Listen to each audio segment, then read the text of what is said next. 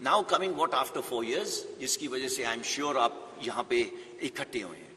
देखिए, पहले हमको ये समझना है, ये 17.5 साल से 21 साल, जो पहले साल के लिए 2 साल बढ़ाया गया तो 23 साल, ये निकलेगा कौन सी उम्र में? इसकी कम से कम उम्र होगी 21 साल, ज्यादा से ज्यादा 25 साल। आप में से बताइए कि 27 साल या 25 साल की उम्र में कितनों को जॉब्स लग गई थी? आपको इसका आंसर देने की जरूरत नहीं है, बट आपको मालूम है कि 25 साल के अंदर आपकी जॉब कहां थी, कहां नहीं थी। कमिंग बैक, आप 10वीं क्लास पास हैं जब आप हमारे साथ आए, 70% से लेके 60% तक 10वीं क्लास पास हो गए। क्या प्रावधान करा गया है कि आपको 12वीं क्लास सर्टिफिकेट दिया जाएगा। इसका मतलब ये नहीं है कि आप मेरी तरह यहाँ पे क्लासरूम में बैठेंगे, ऐसे नहीं है। आजकल स्किल इंडिया, फिट इंडिया, ये सब प्रावधान है। पूरे फौज के अंदर आज जैसे 14 लाख सैनिक हैं, ये 14 लाख सैनिक आपको 1 घंटे में आप बोले तो आपका 5 किलो वजन घटा सकते हैं। आप अगर बोले 1 महीने में 6 किलो घटाना है, वो घटा सकते हैं। ये उनकी स्किल है। आप लोग सब जा रहे हैं, फीस दे रहे हैं एक क्या कहते हैं जिम के अंदर, ये उसको अपने आप इनग्रेन होती है। ये हम रोज करते हैं। There is nothing called Saturday Sunday, ये उस बेचारे के लिए वो नहीं है। तो वो सब जगह ये कर रहा है।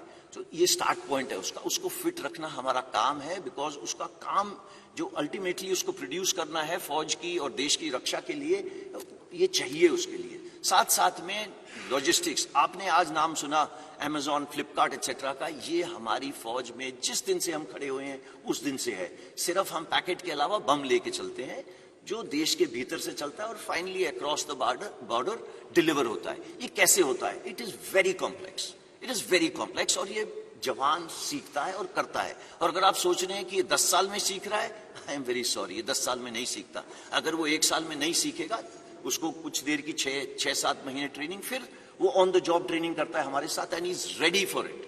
Now coming to electronics, all equipment, चाहे वो शिपिंग हो, चाहे वो हवाई जहाज हो, चाहे वो टैंक हो, वो मर्सिडीज या मारुति कार से बहुत सोफिस्टिकेटेड है। तो ये एक ऐसे इक्विपमेंट हैंडल कर रहा है जो कंटेम्प्रेरी है।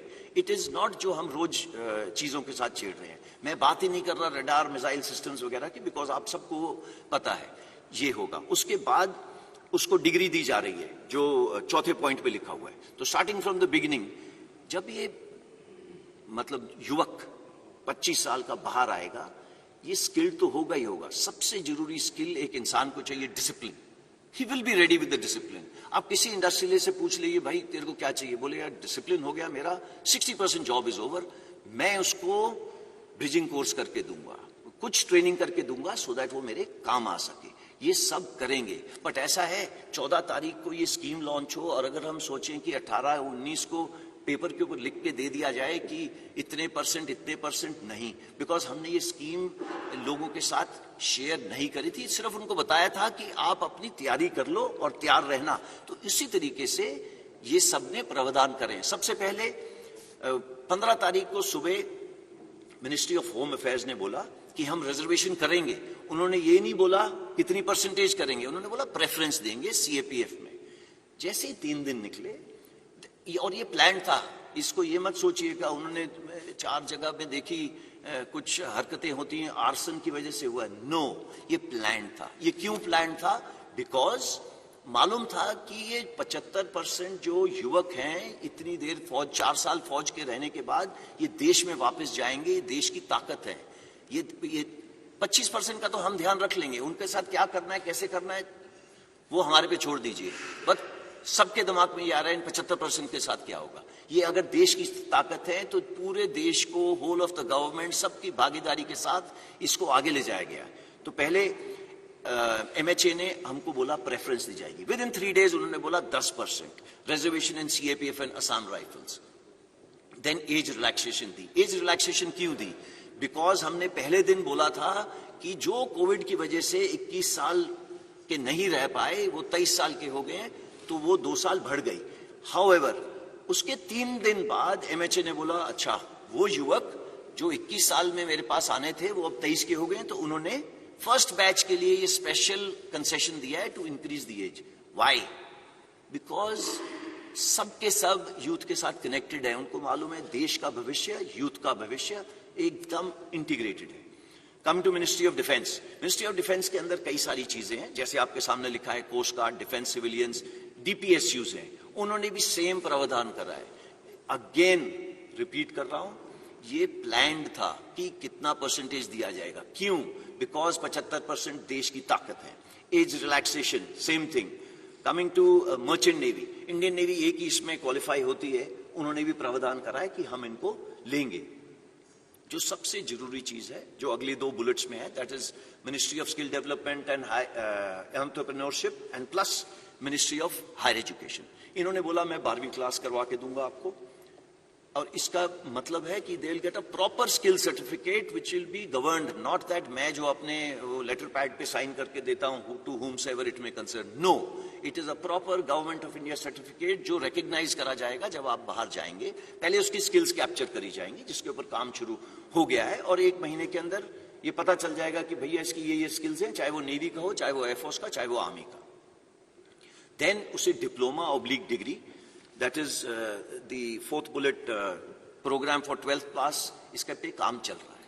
ओके, 4-5 महीने में ये भी तैयार हो जाएगा, इसमें कोई रॉकेट साइंस नहीं है।